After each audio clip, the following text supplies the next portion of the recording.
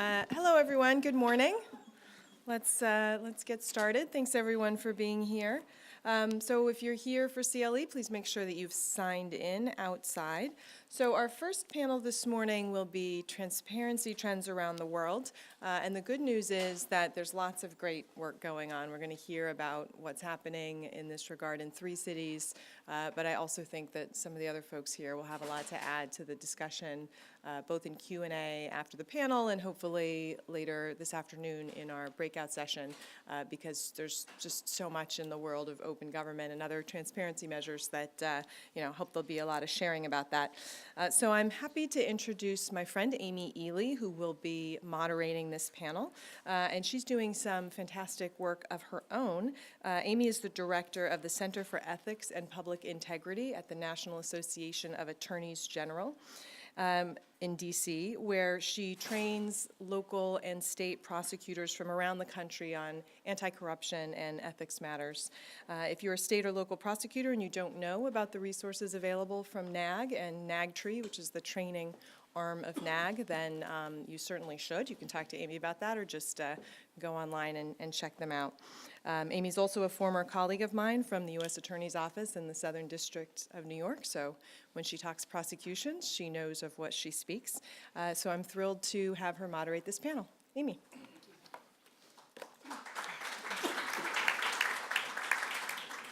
Good morning. It is truly my pleasure to be here. I'd just like to thank Jennifer for extending such a kind invitation. Thank Bloomberg Philanthropies for the terrific outing last night, which was really quite a special opportunity for a lot of us to get to know each other even better. I'd like to turn now to introducing the true experts here, the members of this panel, starting first with Damien Botteghi. He comes to us as the Director of Legal Affairs for the Office of the Mayor in Paris. While the information about his biography is a little bit short in the materials, I'd love to supplement it here this morning. Before his current position, he worked at the Council of State, which is the highest administrative court in France. Before that, he was the Counselor for Constitutional Affairs to the French Cabinet Secretary. He's trained as a judge. He's been a judge in the past, and he has just a wealth of experience that he'll be sharing with us today as he talks about Paris's work on open government issues, including financial disclosures and lobbyist registration. Next, we have Jaime Torres Melo, who is the Ombudsman in Bogota. He has a master's from the London School of Economics and is pursuing his PhD. He is going to be talking with us about Bogota's program to end corruption in city hospitals and its city-based transparency index. His agency has been around for about 24 years, so he has a wealth of experience from being in such a long-running institution. Next, we have Nishendra Moodley, who is the leader of the government's component in the City Support Program in the National Treasury of South Africa. He'll be addressing his agency's spending transparency program. He is somebody who has experience in private practice as well as in the public sector, and so that's something else that we'll be able to benefit from here this morning. And so without further ado, I'd like to turn it over to Damien.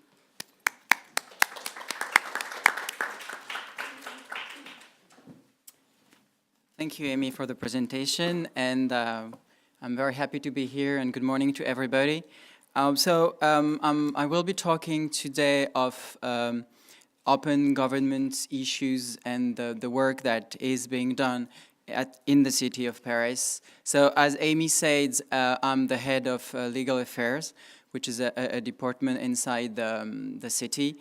We're 70 in the department, so it's quite a large department, and we're dealing with all fields of law. That can be private law, public law, and ethics issues as well. So I will be talking today from that point of view of ethics and all the works we do for that. So as I said yesterday to the breakout session in the afternoon, we don't have an inspector general, we don't have an anti-corruption agency in the city of Paris that would have investigative powers, for example.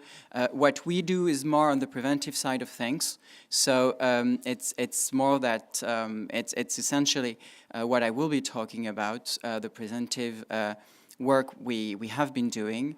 It's interesting to talk about transparency today in France because there has been a number of new statutes, of new laws that have been passed the last years that have modified a lot the way things are being done in France. And it's all these new statutes that I am going to talk about. For one, it's going to be implemented next July, so it's really a work in process. And then there are a number of other things that could be done in the future, and if I have the time, I will be talking about that as well. So what I wanted to talk about today are mainly two issues, and then if I have time, I'll talk of a third one. The first one is the asset and interest disclosure system. It's something you might be familiar with because some other countries have that, of course. But I thought it would be interesting to explain the way France does that, and it's a national system, but it's also something specific to the city of Paris. And then I'll be talking of what's the most current issue. It's lobbying regulation through the lobbyist registration and the lobby calendar that the mayor of Paris wants to implement in France and will be the first public official to implement in France. Just a few words maybe before about the city of Paris itself. I mean, I'm sure you know where Paris is and what's Paris. I think I don't have to talk about Paris, but just let me explain a bit how it works because it's a complex system. You've got the mayor, of course. You've got 20 deputy mayors, and then you've got 20 district mayors. Because arrondissement, if you've been to Paris, you've got many districts, 20 districts. So you have 20 mayors and their staff. Plus you have 50,000 agents working for the city. And you have pretty much 25 services or directorates. And if I talk about procurement, it's about €1 billion a year. So it's quite a huge thing. And of course, it's...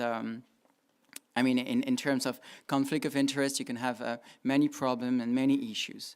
So that's what I wanted to talk about first. So let me begin with the asset and interest disclosure system.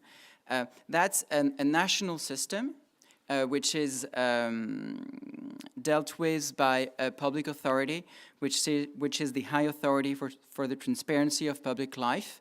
It's a new agency because it's been created 3 years ago through a constitutional reform and a law reform. And in addition to that, Mayor Hidalgo wanted to create a system for the city of Paris itself through an ethics committee. And we have ethics officers in each services as well. And we manage that system through all the people working in the ethics field. So the scheme is mandatory, of course. It's for the government, it's for the president, it's for the representatives. It's also for local officials. So it's mandatory for the mayor, for the deputy mayor, for all the directors of the city of Paris, including myself. And then there are a number of things that have been done voluntarily. So there are two different disclosure system. The first one is the assets disclosure system, and this one is monitored only by the high authority for transparency of public life I've talked about. And then you have the interest disclosure system, and that's a different system because it's not through the high authority, it's only through the management of the people. So it's dealt with inside the city of Paris, inside the services of Paris. So let me talk first of the assets disclosure system. It's not new in France because for the representatives it dates back from 1988, so it's quite a long time ago. But in 2013, the laws I talked about, it has been quite modified, and we have the high authority which has very powerful powers. So what you have to do basically is when you get a job, when you get a position, you have to declare a number of information of what you own. So I just laid out a few examples: real estate assets, financial investments, bank accounts, incomes, loans and debts. So many things you have to declare. That's the one that's your income, but as well your spouse's one. If you're married, you have to declare everything. So you do that when you take office, and you do that when you leave office. What the high authority controls is the coherence of all the income you have gotten while in office, so the difference between when you get in and when you get off. And obviously they have links with tax authorities, so they can verify things, and they can have investigative powers for that. So it's something very efficient, and it's something very broad-based, because as I told you, public officials have to do that, but as well directors, assistant directors, and some head of services, they have to do that, and I did that personally when you enter office. So that's the first system. So this one is more to tackle corruption issues, obviously. Then there is another system which is different, and that's the interest disclosure system. And this one is not managed through the high authority, as I said. It's really a question of management. The aim here is just to prevent conflict of interests. It's to know where the interest of somebody, your agent, your collaborator, where the interests are and where they lie. So that's what's important. So it's mandatory for the mayor and the deputy mayors. It's mandatory for all the head of services, but Mayor Hidalgo also wanted it to be mandatory for all her staff, so her chief of staff and all her staff, but also assistants, mayors, staff, and district mayor's staff. So that's a lot of people, and there's the ethic committee dealing with that. So you have to make it prior to any hiring. We have to have your declaration of interest before we decide to hire you. It's something we have to know. So it's part of the decision. It's the interest of yourself and your spouse as well. It's all the family that is under scrutiny, I should say. So you have to declare a professional activity for the past 5 years, and the sources of income for the past 5 years. Secondary activities like, working for an association or charity, volunteering work, so, examples like that. And the idea here is not really, it's first to know if we hire you or not, but more importantly, it's to prevent conflict of interests while you are working. It's to be able to tell somebody on this contract, on this topic, you have to be aside. Somebody else is going to do that. It's not going to be you. So it's something the management is to be aware all the time, to be able specifically issue after issue to say, well, that won't be you or that will be you. The other thing I have to mention here, it's regarding assets disclosure. It's public. If you go on a website, you can find publicly what the representatives or what the mayor of Paris or what the members of governments own. Everything is public. Otherwise, for all the other people who have to declare their assets, it's not public, but you can go to a government body, which is a prefecture. It's the municipal level. Well, it's a bit more complex than that, but you can go to a government body where you can access the data. It's not public on the website, but everybody can access it. So it's public in that way. So yes, just the slide to explain that we have a definition of conflict of interest in France, and it's going through the criminal system. We talked about that yesterday afternoon. I asked a question about that. We don't have a specific agency for that, because if you infringe on that definition, if there is a problem, it's criminal, and our response is only criminal.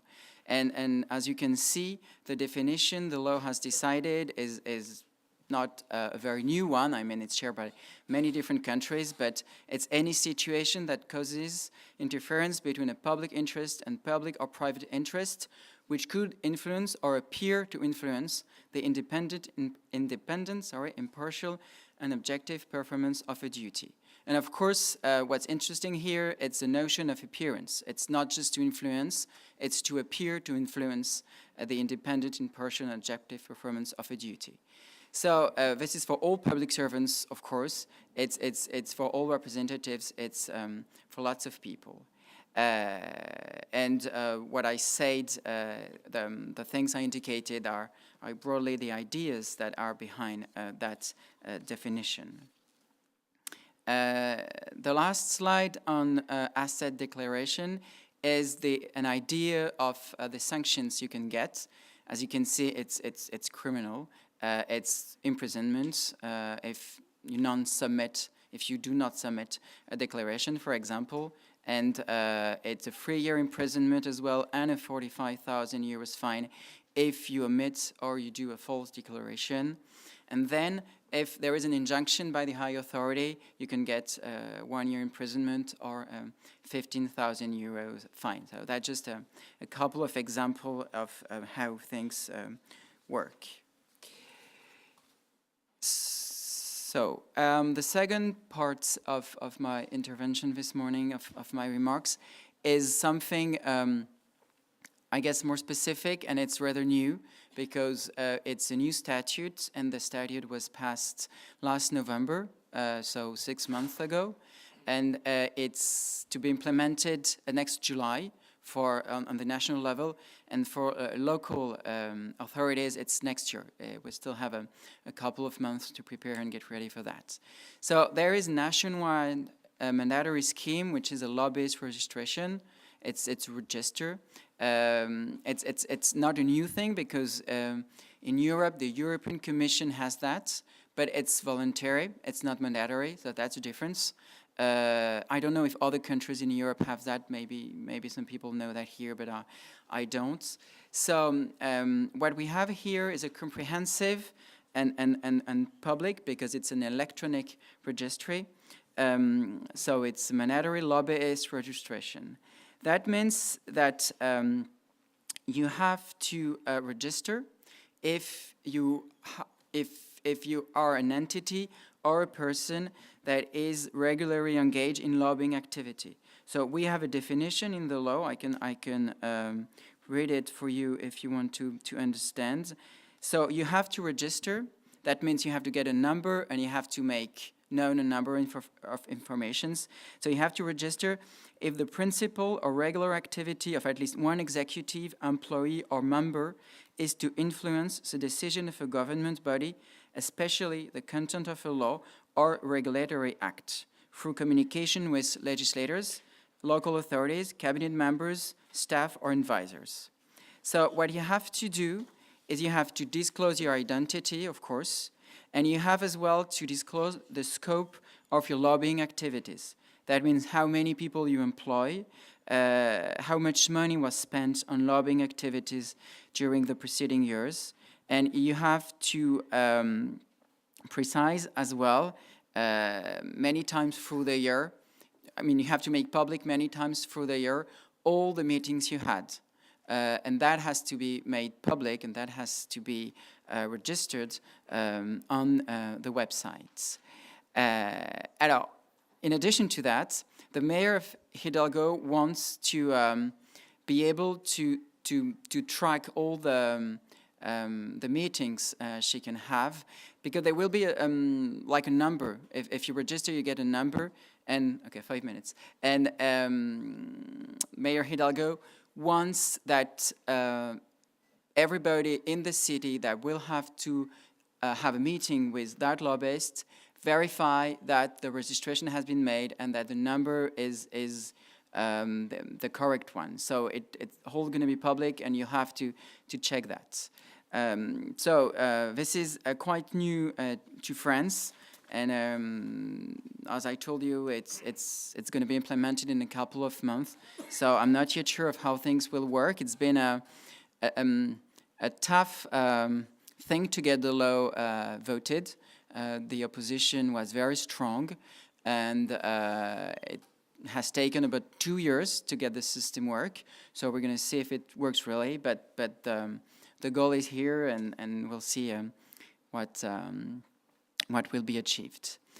In addition to that, Mayor Hidalgo wants to do something new to France. It's what we call the lobby calendar. I mean, maybe some of you have heard of that because it's a tool that Transparency International proposes. Nobody in France so far has taken that step. At the European Parliament, it's very known that the Green Party does that for many years. They promote that tool, and they have done many things with Transparency International to that extent. The idea here is to make it voluntarily. It's not actually totally new because, of course, I can't find my word. The agenda of the mayor is public already on the internet. But what you have is general meetings, like meeting of head of states or the presidents or receptions and everything. What is not available right now is the meeting with a company, with an individual who wants to have access to a building the city of Paris owns. We own pretty much 20% of Paris buildings are owned by the city. It's huge. In the center, it's if you know the Marais, which is really in the center, it's 1/4 of the buildings are owned by the city of Paris. Of course, having access to it to build a hotel, for example, or a museum like the Pinot Museum recently, well, that of course is really something important. So those kinds of meetings now, they are not known to the public. We know they happen if we work in the city, but it's not known publicly. So what is going to be known as an experimentation for the next few months, and then we'll see how we're going on with that, is to use the lobby call, which is an open, free license, open license code, and make it known to the public on the internet. So it's really furthering transparency to a great extent, and it's the first time somebody will do that in France. The last thing I can talk about, but I can address that this afternoon in the breakout session as well, because I don't have a slide for that, is that the same law I talked about, the law of last November, implemented an anti-corruption compliance program for companies. That is for the private sector. It's not for the public sector. But Mayor Hidalgo wanted us to experiment that and try to make it work inside the city of Paris at the local level. So we are going to prepare for putting up that compliance program. We are going to create a compliance department, which we haven't so far.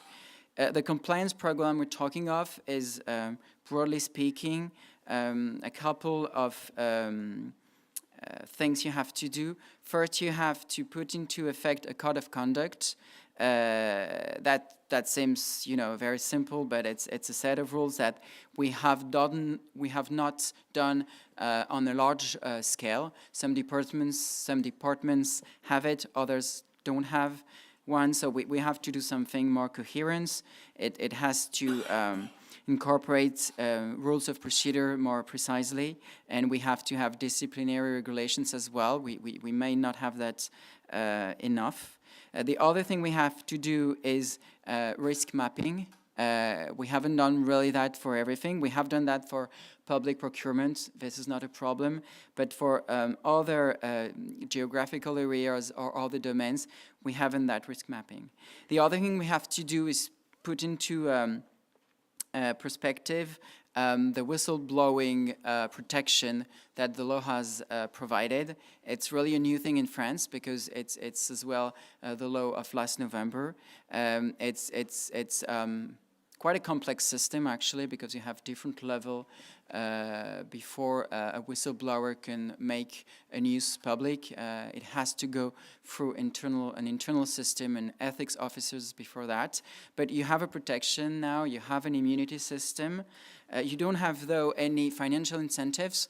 I think in America you have that. You don't have that in France. It's everybody was against that. It was really strong. And I have 0 minutes, which is 1 minute. And what we have to put what we have to implement as well for that compliance program is assessment procedures and accounting controls and a training program. There are a number of other things. I can come back to that this afternoon, but just to tell you that even if it's not mandatory, we are going to do that voluntarily. So here.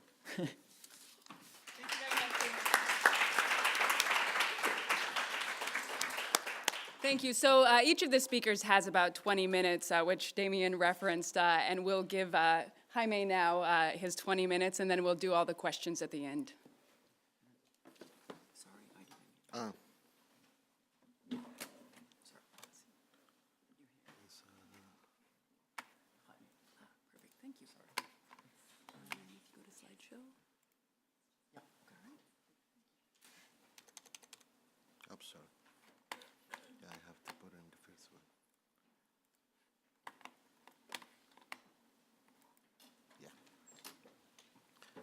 Okay, good morning. First, I would like to thank Jennifer and CAPI and the University of Columbia for the opportunity to be here, and Bloomberg Associates as well for everything you're doing for us, and the whole team. Thank you very much, and really happy to speak in this panel. And I have to say that Damien said that he hasn't to explain us what Paris is and how it is. I have to tell you about Bogota, because otherwise you will not know. Maybe you have heard news about Colombia. You know everything. We talk about Colombia, drugs and corruption and guerrillas, armed conflict, even soccer. But I'm going to tell you a story, a different story. It's about an institution. We have this public organization in Bogota since 24 years ago.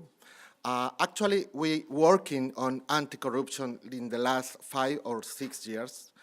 And it's between being the ombudsman of the city and an oversight agency.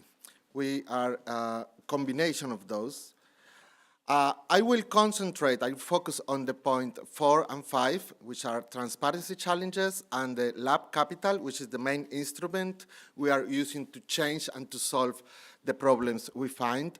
But I have to explain you a little bit more about what's the Veeduría Distrital. That's the name of the organization. And Bogota is about 9 million inhabitants city. It's a big population. It's quite a big city. We have a budget about 10 billion. It's between 9 and 10 billion a year, dollars. That's quite big for a city in a developing country. And but the story is really how we can work about anti-corruption in a context with combine some weakness and institutional arrangement, a lot of corruption as well, many challenges for the city. The city has been improving a lot. Maybe you have heard about the current mayor, is Mayor Peñalosa, which is a very famous urbanist and city developer and city manager. But we still have a lot of challenges as a city, and we are working really hard to improve the way we do preventive control. The main topic we work on is prevention. We were talking yesterday at the breakout session about the administrative and criminal line, you know, what exactly anti-corruption agency. We don't have the power to do criminal investigations. We just prevention, administrative powers, and a very, very strong and very important advice role. We are advisors for the mayor. I speak directly to the mayor about everything we find out in our investigation. So we are, I will not repeat what's on the slide, but while you're looking at, there is a couple of important messages. We are one of the 3 control entities in the city. The difference between the controller and the personería is related with disciplinary issues. So we have one organization working in disciplinary issues, the other one in fiscal control. Those are sanctionatory level, but we are prevention, and we are like a bridge between citizens and the government. That's a very important role to do prevention in anti-corruption issues. We have a scope of jurisdiction in all the 55 city agencies in those 15 administrative sectors. We work in the 20 local districts. It's quite amazing that we have the same amount of districts, and 4 health sub-networks recently created. So we have we just have one organization in the city we don't have jurisdiction of. It's on the city council. It's the only one. Otherwise, all the independent and members of the public sector in the city center, they are our jurisdiction. We can work in any topics we want. As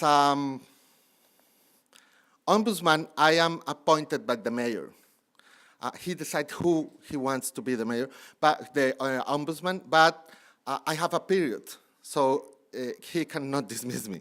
So he chooses me, and then he appoints me, and then I can work with a lot of independence and autonomy.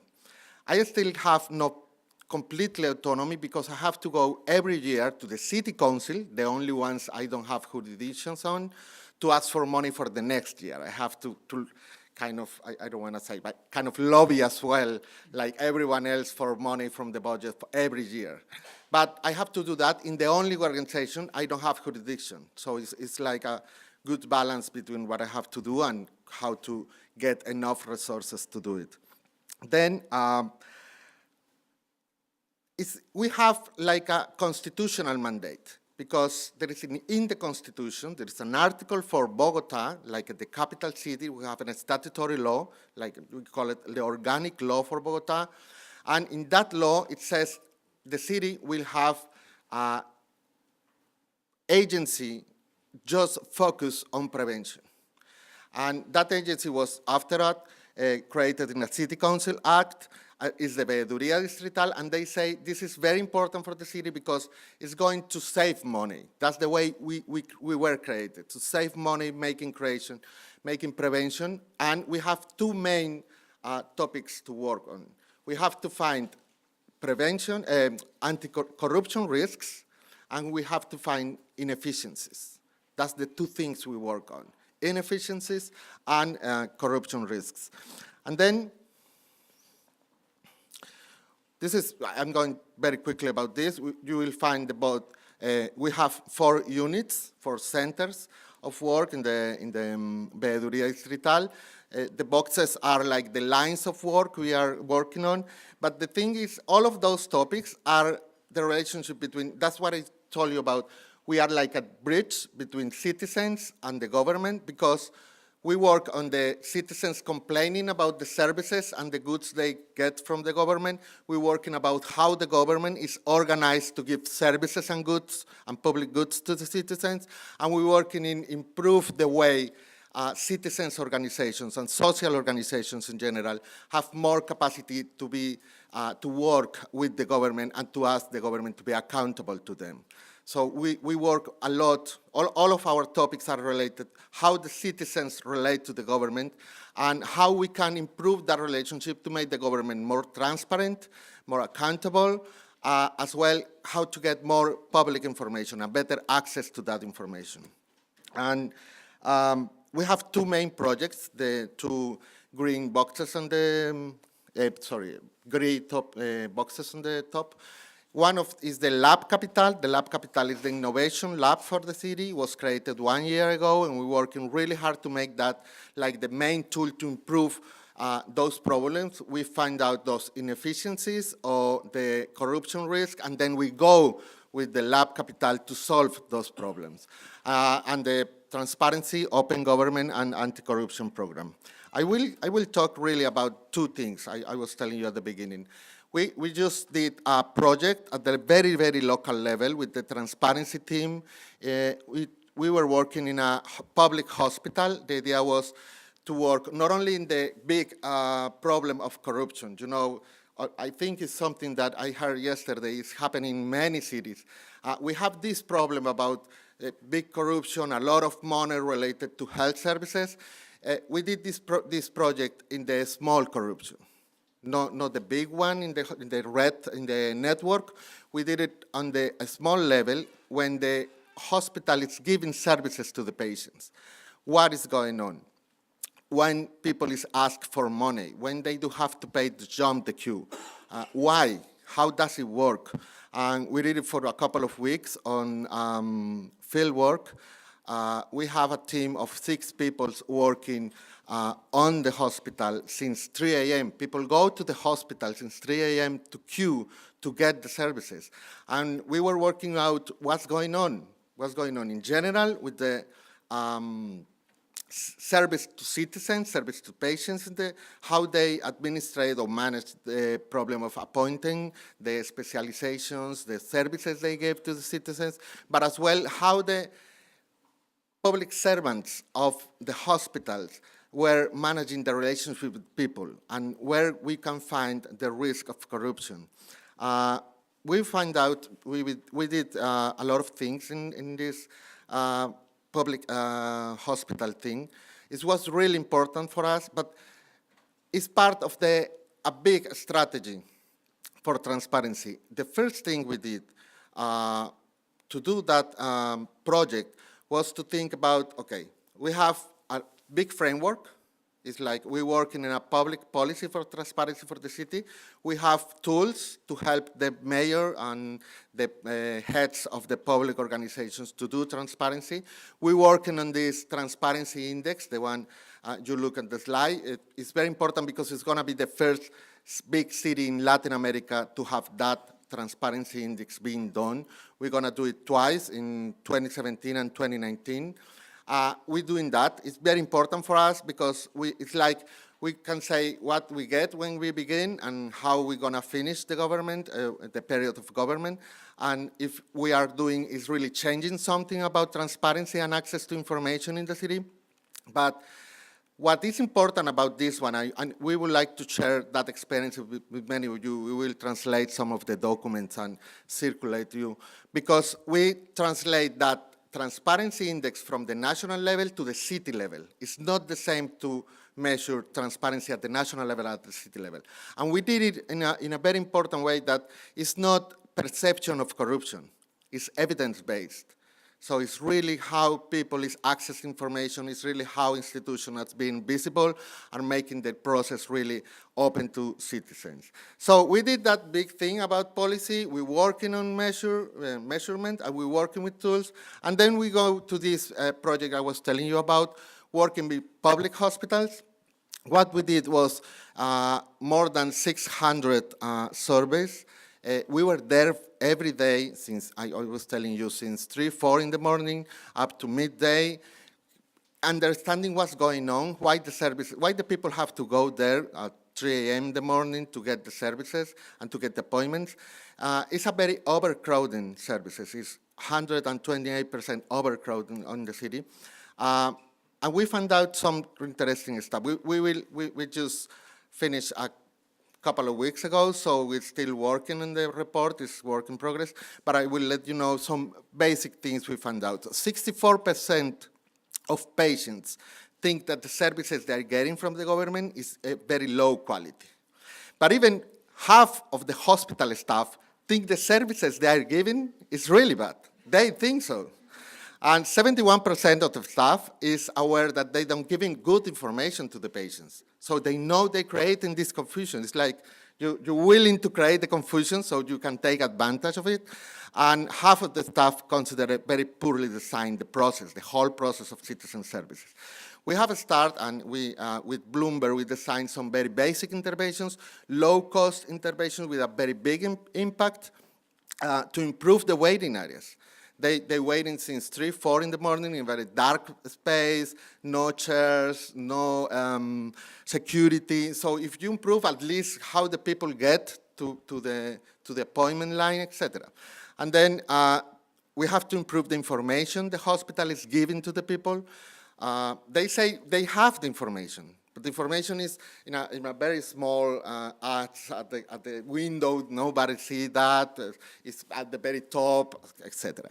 And then we need to improve the processes and procedures of service to the citizens. We have a very good policy in Bogota, but it's like you have the policy, but you don't have it implemented at the very street level, working really in a good way for services for the people. What is important about this one is we have this project.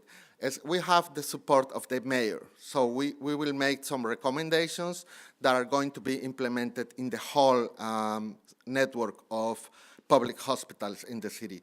So it's not only about going to one hospital and find out some specific things, it's about making recommendations for the whole system in something that maybe we will not solve the big problems of corruption in health sector in the city, but we will improve about how the services, health services, are being made in the city really available for the people with a good quality and opportunity.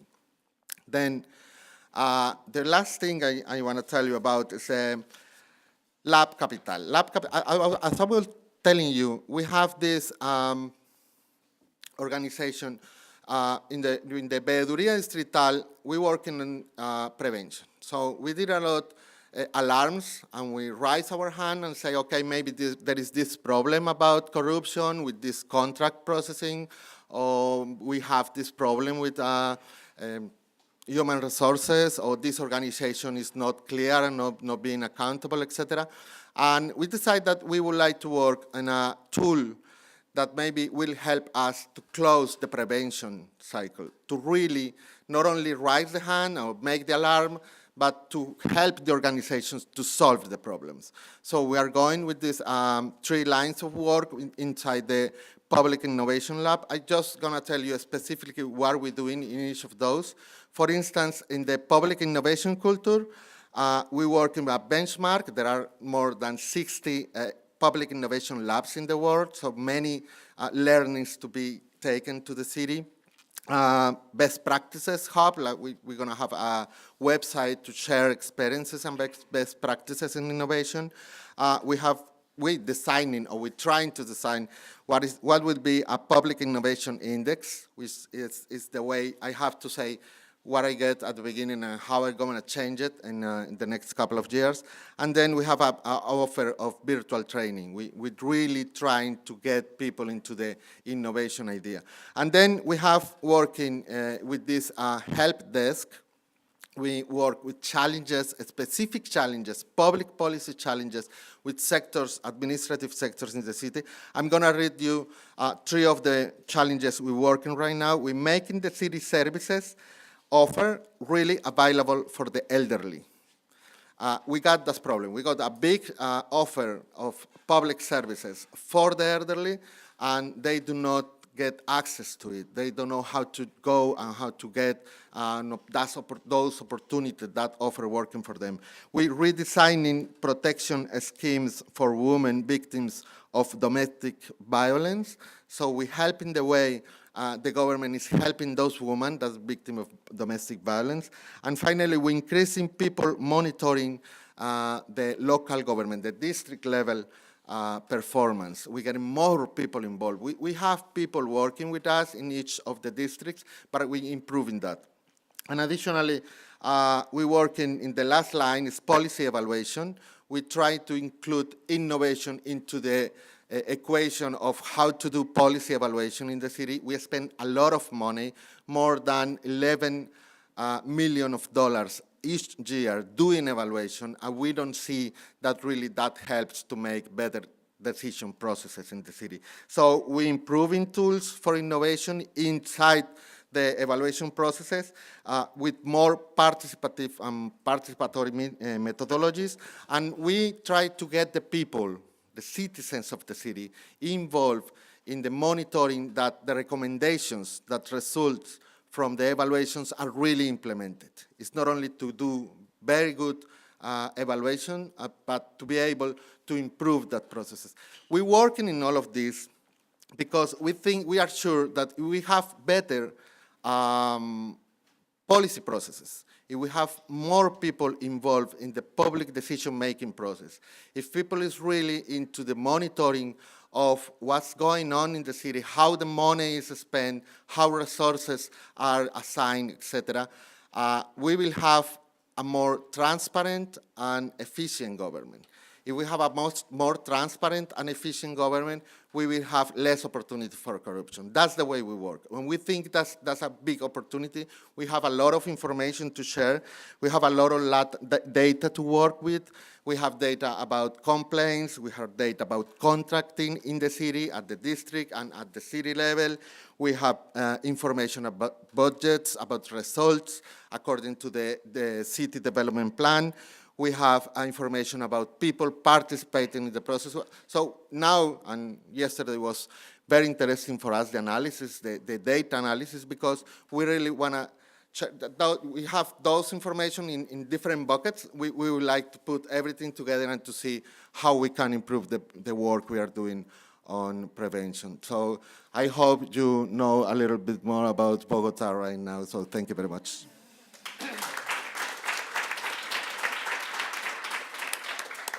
Thank you very much, Jaime, and now I'll turn it over to Nishendra. Thank you. How do I escape here? Sorry, how does this work?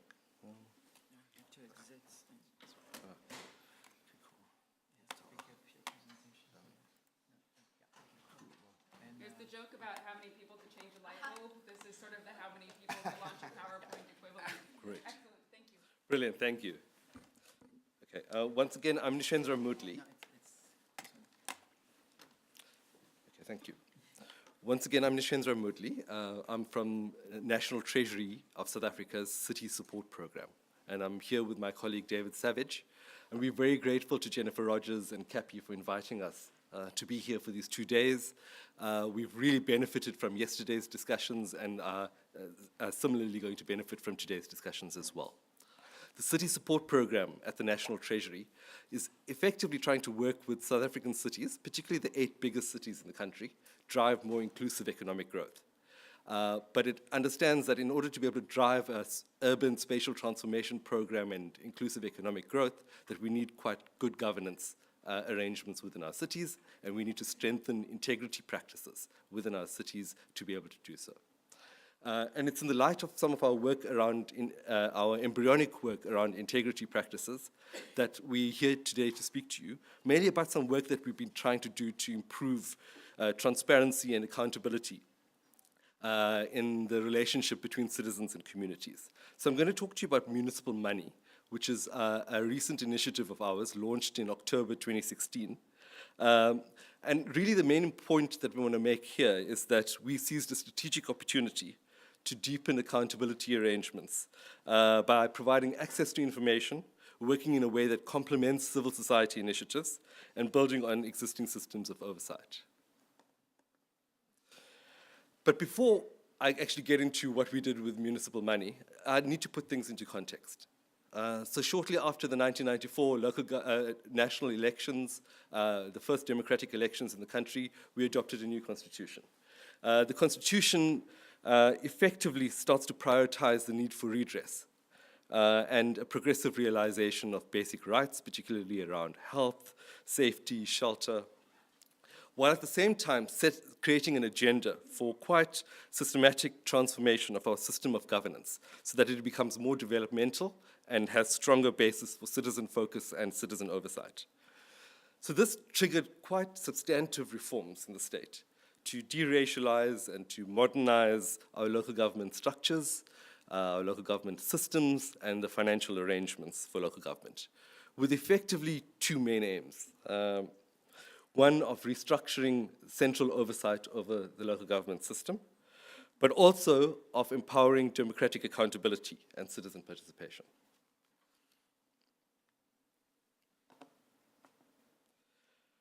So these local government reforms were actually quite dramatic and substantive and had quite a big impact on expanding services, particularly to the unserved before, particularly in urban areas. And the graphs on the left-hand side show the effective decrease in, the increase in access to services for electricity, sanitation, water, which have been quite important improvements in governance over the democratic era. However, these reforms have had some limitations. In strengthening central oversight, bottom-up accountability hasn't received the same level of attention. Citizen-based accountability hasn't received that same attention. And these reforms haven't really led to addressing inequality in South Africa. In fact, if you take Gini coefficient into account, inequality has exacerbated between 1994 and now, unlike some of our peer countries like Brazil and India, who've made substantive inroads into addressing inequality, as indicated by the Gini coefficient. So Since 2008, there's been growing evidence of discontent, mainly expressed through service delivery protests. And underlying many of these service delivery protests have been issues of governance problems, including corruption, mismanagement, and underperformance. And this has started to expose some of the limitations of our managerialist reforms that we undertook. The 2017 Edelman survey estimated that only 15% of South Africans' citizens trust their government. The lowest of 28 countries surveyed, where the average was 41% satisfaction amongst countries of their governments. And this is quite consistent with the way that local government has been perceived in a range of other surveys that have been undertaken.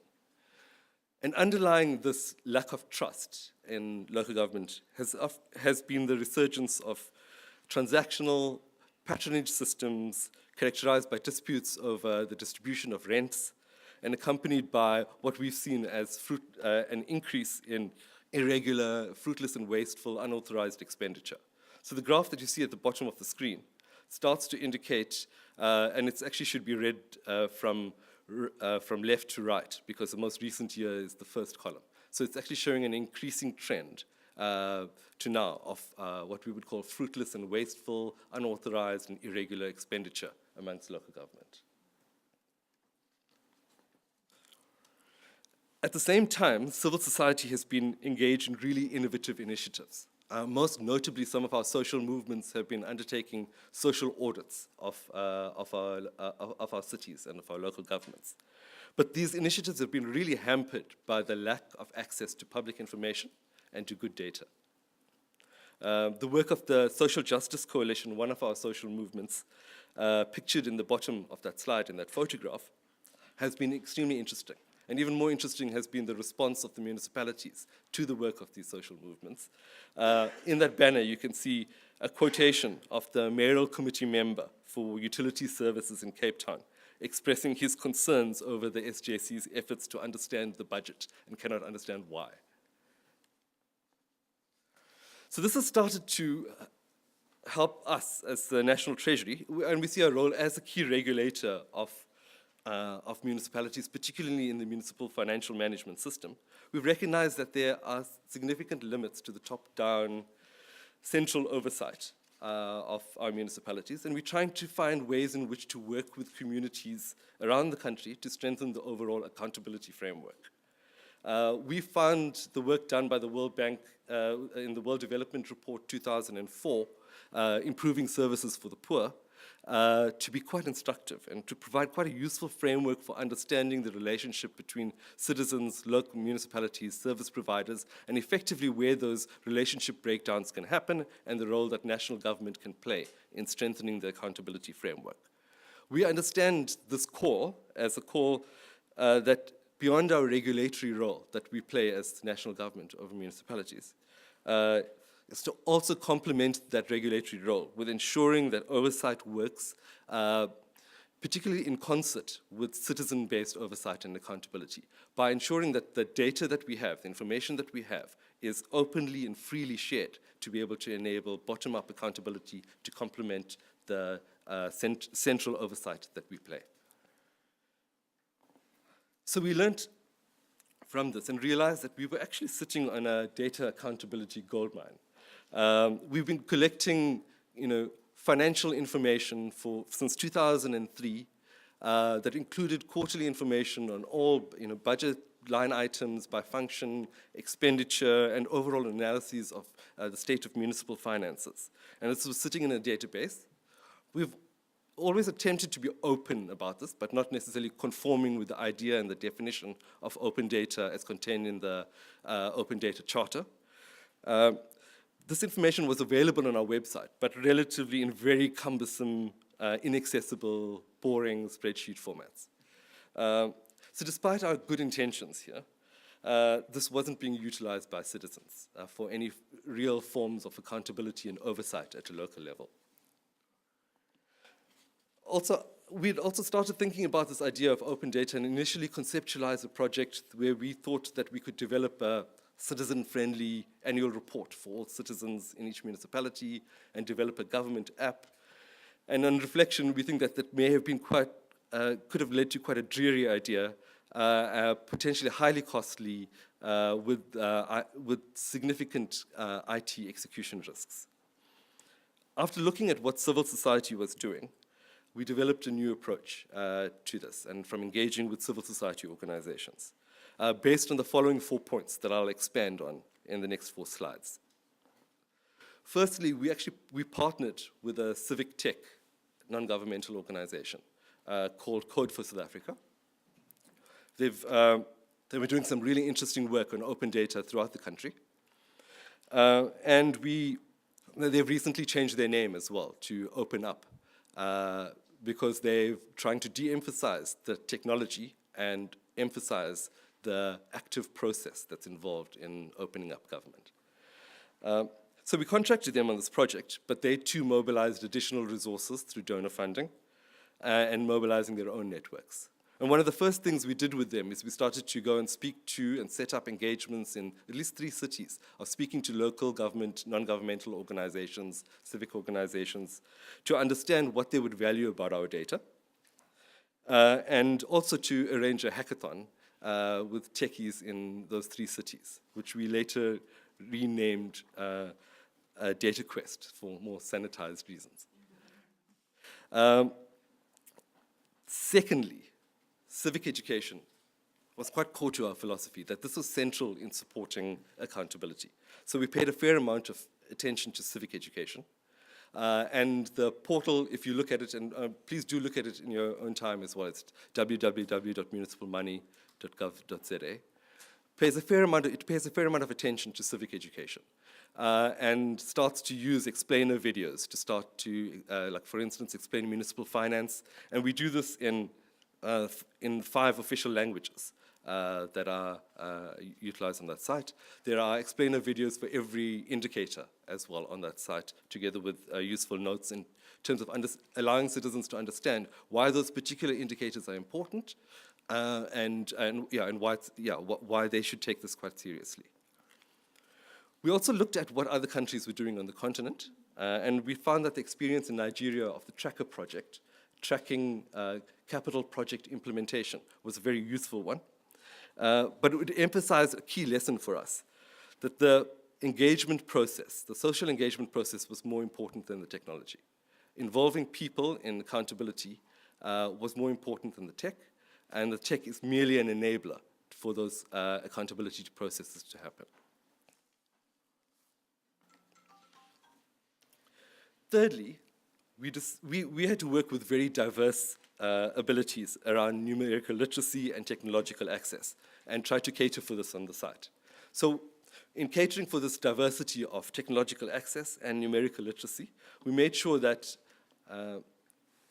it would be difficult to highlight here, but in the top left right-hand corner of the screen, there's the ability to print these report cards, and these report cards consist of about 14 to 15 different indicators, 2 of which are just highlighted here on the screen right now for one particular city.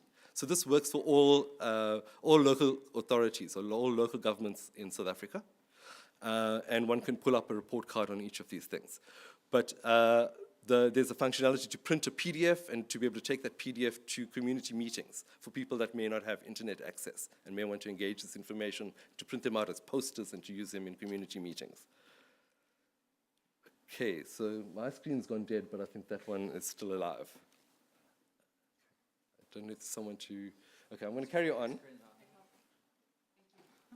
Okay, so so in addition to the functionality to either engage by just printing a PDF and taking it to a community meeting, there's also the functionality to post these report cards to social media, to Twitter, to Facebook, or to, if you're technically savvy and really interested in the data, to be able to delve directly into the data through the API, the application program interface. Okay, cool, great, thank you. Okay. At its most basic, citizens can access these report cards by merely looking at the happy face or the sad face or the straight face, poker face, to engaging a bit more with the explainer notes that start to explain exactly what this indicator is and why it is important and what makes it up, to engaging with the play video, which plays the explainer video, animated video that explains this indicator, to then engaging with the normative information on the left-hand side that starts to state what good is and what bad is, as well as how this compares with other municipalities and other cities, to engaging with the graph and the data itself, and then quite importantly, and an important feature for us, was this show calculation.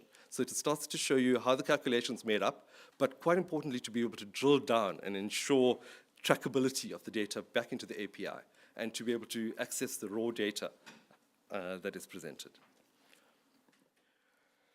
Probably, and finally, in terms of the lessons that we learned, one of the most important leaps we had to make was trusting that our raw data should be fully released, to encourage others to also analyze, to complement Treasury's own analysis, to allow civic applications to be built, and to allow even entrepreneurial ideas to take this data forward. So this API, which consists of the raw data that sits behind the entire system, is made available and contains significantly more information than is available on the Treasury website. But initially, there were quite significant concerns about whether our data is good enough, whether there are flaws in our data. So to take that leap of faith in ensuring that actually public oversight is going to be useful in helping to improve the quality of our data was considerable. I think some of my colleagues use the term that sunlight is the best disinfectant. It was quite an important philosophy to go and take this raw data and to make it openly available. So municipal money was launched in October 2016, and it's been really well received, particularly by community groups, by civics, by the media. We think usage against our standards of internet usage and so on has been really good. But we can't as yet say that this is making a huge difference as yet. I think we need more evaluation to be able to tell us that. Certainly it has had symbolic value, and that has been significant. This has spurred on other departments to be able to do the same and to deliver on their commitments that have been made in the open government partnership commitments that South Africa has been party to. And it's been really well received by Transparency International and lauded on one of their reports on open data and the fight against corruption in South Africa. So we think that this is off to a good start, but it's just the tip of the iceberg. It's opened the door to doing so much more. So soon we will incrementally start introducing more data on service performance, on household bill comparability. We will start plotting capital projects spatially so that citizens can see where they are in space and to be able to track those projects, potentially with the functionality to even upload photographs of those projects as they transpire so that the citizens are able to visually, and even national governments would be able to benefit from visually tracking some of these capital projects that are happening. We'd also like to evaluate usage and impact of this portal amongst civil society and to see to what extent it's being used and for what. Together with the International Budget Partnership, we're also working on developing an open budget index for our cities, and would like to include this in this portal and in this assessment. But eventually, we'd like to expand the focus to also focus on supply chain management, open contracts, and value for money of infrastructure contracts. So overall, and at quite a high level, there were some important lessons that we learned. Firstly, it was about embracing strategic incrementalism. This has been about going with the grain of existing systems and initiatives and seeking and taking up the opportunities to open up that data. We've learned the lesson of not letting perfection be the enemy of progress. And we really realize that real innovation comes out of when we move beyond our comfort zones, both for ourselves and for the civil society organizations we worked with. For ourselves, it was quite a huge stepping out of our comfort zone to take the risk of sharing the raw data that makes up the municipal financial reporting and realizing that sunlight is the best disinfectant. And our poor NGO partners had to step out of their comfort zone and change names like hackathons to data quests, despite largely to be able to provide a more kind of sanitized view on what was happening. So I'd like to thank you very much, CAPI in particular for allowing us to present this work. Please do check out the full portal and all the indicators on www.municipalmoney.gov.za. The other address there is for the API, which is the raw data that sits behind it. And email us any queries. Thank you very much.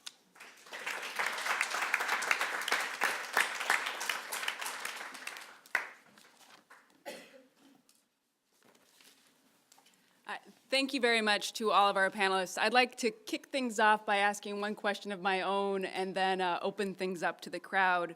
So one of the things that I'm hearing about Paris and Bogota is that it sounds as though you have the support of a strong mayor who feels very strongly about transparency. Is that accurate? Yes. And it sounds like in South Africa that the government support was not something that was discussed as much, but it sounds as though you have a very robust relationship with NGOs. And I'm wondering if you're comfortable talking about it, if the folks from the cities can talk a little bit about any relationships that they have with NGOs or other citizen groups, and if Nishendra can talk a little bit about, to the extent he's comfortable talking about it, what, if any, response his work is getting from the government. And I think, can they be all turned on at the same time? Do they need to be turned on? Yes. Okay, so we just...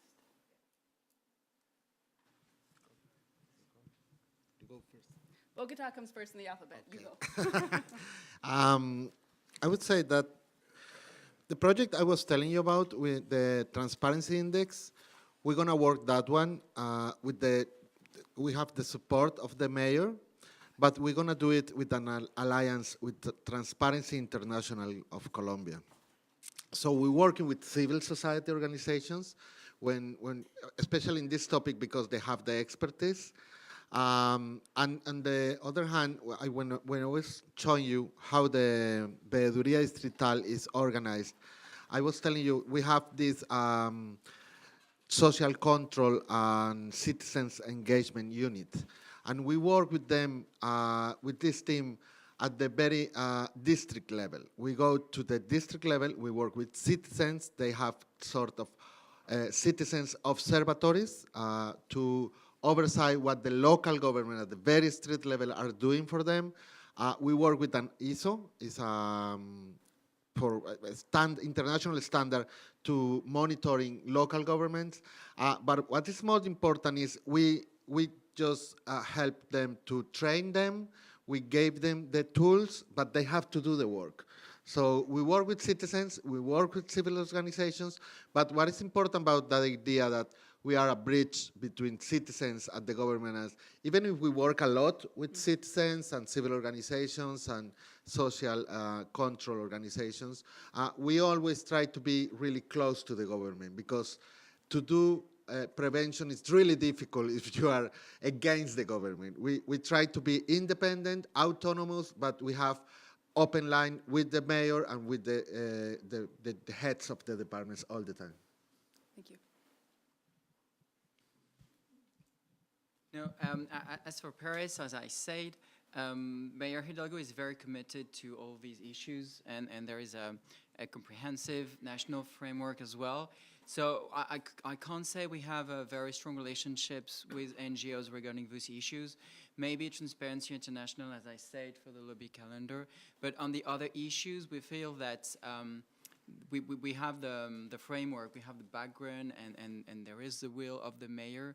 So for those issues, anti-corruption and transparency, it's really a government-induced system, and they're the high authority as well. But it's not really with the help of civil society here. You know, we've got NGOs for sure for on those issues, but we don't feel like we need to have their backup to go forward. Thank you. Thank you. Okay, thanks. Yeah, so you've asked me to speak on particularly the kind of support that we've received from government in general. And then also I'd like to just touch a little bit on the civil society support as well, and some of the work that we've been doing in that space. So certainly this has been something that has been strongly supported by, in particular, our former finance minister.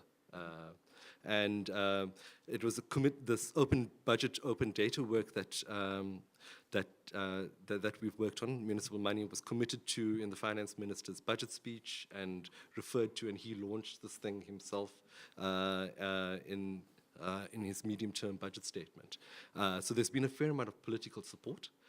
That is not to say that there has not been, that there have not been hindrances in the process as well. I think that sometimes some of our timeframes were delayed in this process due to concerns. It was initially going to be launched before the local government elections and couldn't be launched before the local government elections.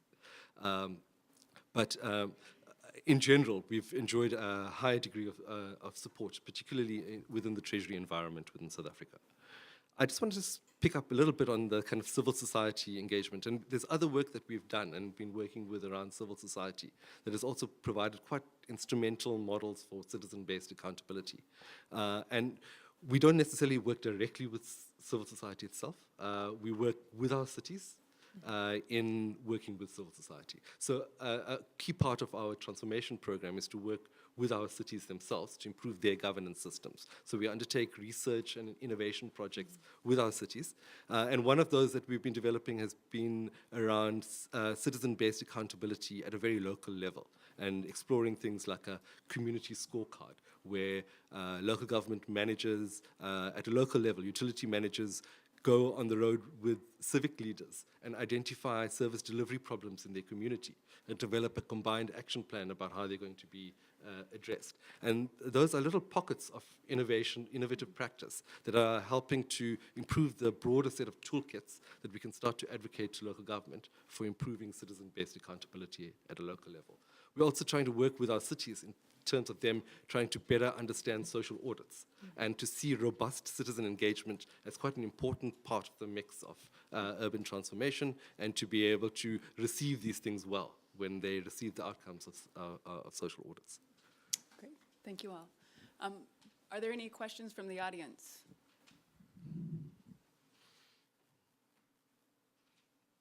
Then I have a question for the audience. Are some of the principles that these gentlemen are talking about their work in transparency, things that you are also using, seeing, hoping to use, hoping to see in your own practices? Yes. Oh, and thank you. You're turning on the microphone as I'm supposed to instruct you to do, so excellent. Thank you. So yesterday in some of our conversations, we were talking about, with Damien, about the fact that, you know, they don't have this middle ground of the IGs between their administration and their criminal system. Well, we have a similar system of lobbyist registration and financial disclosure, very similar. But the penalties, when I saw them on the screen, 3 years in state prison or in prison for a violation, it helped me understand why they didn't need that intermediate level. Interesting. It's something I realized after we had the discussion yesterday. My feeling is that the criminal system in France is quite effective. It takes time to get indicted, but it's effective, and it's you know, sentences are harsh and it's deterrence. So maybe there isn't room for something in between. And maybe part of the problem, I don't know if it's a way to put things, but the criminal system in the United States works differently. And maybe because of that, there is a space to create something different, something on the administrative side, maybe in between with the powers we talked about yesterday. But as I told you, even if you make a small mistake in a declaration, it's very harsh. It can be a huge fine and some time in prison. And have you seen people who are required to give the disclosures that you were talking about expressing concerns about not complying with them, being sort of more incentivized now that you're doing the important work that you're doing in that realm? Well, no, I wouldn't say it's going smoothly because lots of people complain about you know, all the things they have to do, and especially the public thing, the public disclosure of things. If you're members of the government, of the parliament, your assets are publicly disclosed. So that's what's the most upsetting to them. But you know, it's not totally new now because it's been a couple of months and years for members of parliament. So everybody got accustomed, and now we don't hear that much complaint, and it's quite effective, I think. And have any politicians stepped down to not have to make the disclosures that they would now be required to make, as far as you're aware? No, not for not having made the disclosure, but well, as you know, we have a new president and we have a new government, and the government, it took a couple of days to make it public, because the high authority was reviewing the assets declaration they have to do before they get nominated. And there was a number of problems, so the persons eventually were not nominated as a member of government. So it's not public, of course, it's between the president and the high authority, but the controls are made before the peoples are being nominated. So it's not the problem is not a refusal to comply. It's when some people, when they disclose their assets, you know, when there is a problem. It's more what we deal with. Okay. There was a question there. Good morning. My name is Juan Felipe. I work at Veeduría Distrital with Jaime in Bogotá. I'm running the lab, the innovation lab Jaime was talking to you about. My question is for, I'm sorry, Mrs. Nishendra. What you guys are doing is very interesting, especially in innovative way you're doing and approaching these issues. My question is, how can you engage with public servants doing these innovative things? Because one thing about the public sector is that you always do the same thing. And when you try to put new ideas, new projects like this one, or all of them you're doing, public servants, sometimes they just like stop and, you know, they don't want to continue working, or maybe they say, just let's do it the traditional way. It's easier, maybe cheaper, and it's the same way we're doing it. So I don't know how you engage with public servants in all these projects you're doing.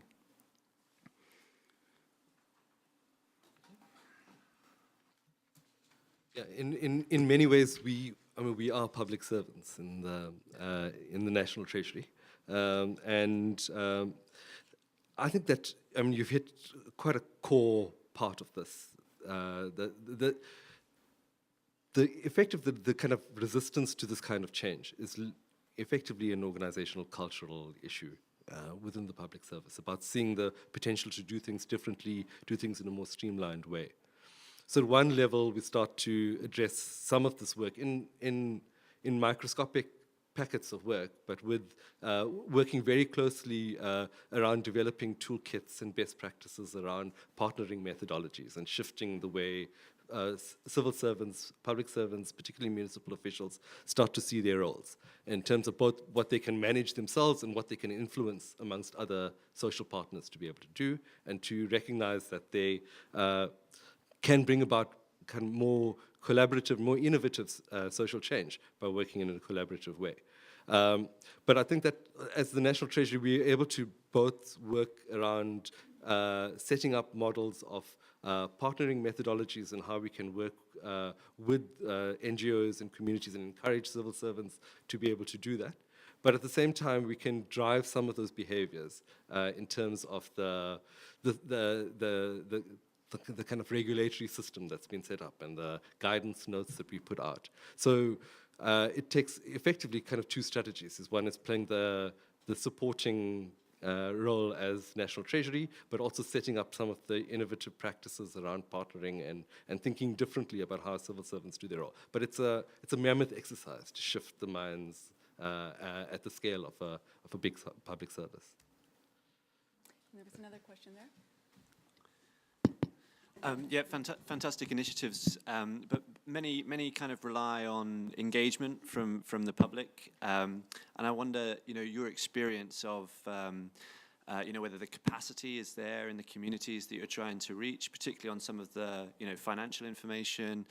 Are you getting the kind of readership that would promote action and accountability and that feedback loop happening? In many countries, it's been a challenge to get public engagement in anti-corruption data.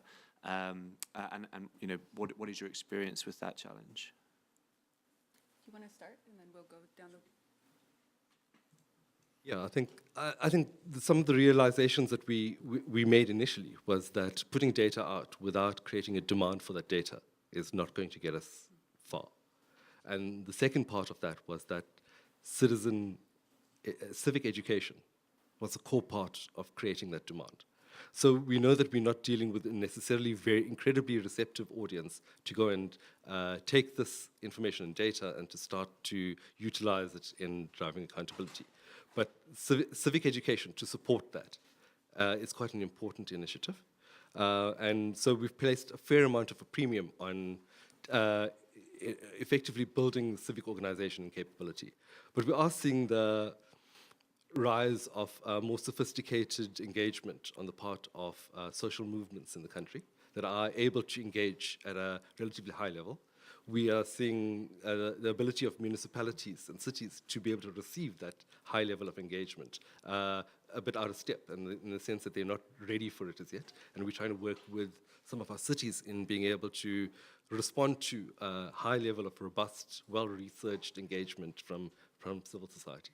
So part of that challenge is also taking our municipal systems and cities along with the idea of a more robust engagement. But I think generally, there is still a huge challenge in terms of making sure that we're building overall societal capacity to be able to engage around local government and anti-corruption issues and to engage with this data. But that has to be built step by step as well. I'm going to say three things about that.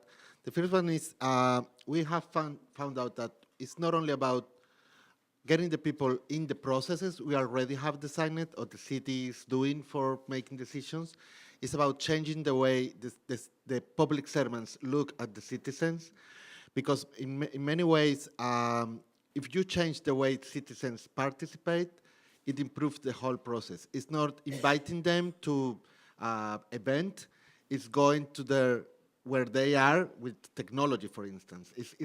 We have to change the way we as a public servants look at the citizens, and not only the way they participate in the processes I already designed. The second one is you have to keep training the people and increasing their capacity. We have in general, a very low capacity for citizens to participate in public issues, public processes, but we have to train them a lot. We have to give them tools all the time, because it's a very dynamic. It's not, I did it and then I wait for some years. No, we have this training process in social control and social oversight all the time. And the last thing is we are the organization in charge of the accountability process in the whole city, for the very local level, even the mayor. We have this big public audience where the mayor and I were in a big event during the 1 year, the first year accountability process. And he explained and he answered questions that I proposed from the citizens to the government. It was a very open moment. And we do that, and we organize that for the district governments as well, at the very local level. And people always say, this is good if I see that I can see the impact of my participation. Even we collect questions from the audience, from all the participants in the event, and even if we are not able to deal with all questions in that day, the government has the commitment to answer all the questions afterwards, even by mail or whatever. If the people feel they are doing something that got an impact, they will come back. That's everything. They say all the time, last time I asked a question, the question was answered, so I'm here again. Otherwise, if they feel they're just coming to make more legitimate the process, they don't come back. It's something that happens a lot in Bogota. People feel that if they do something that really have an impact at the local level, they will be back at the participatory process. Great. Damien? I don't think I have much to say on that, because as I said, the French approach of thing is not really social oversight or participation of the public for the fight against corruption. It's really more legal accountability, and it's a more classical approach, I should say.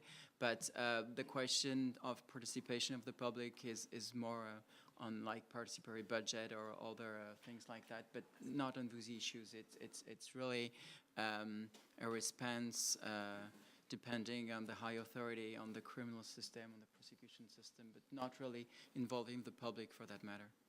Okay.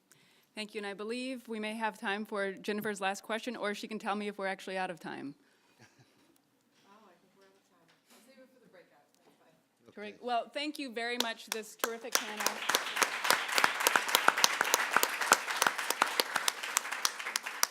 And a 15-minute break.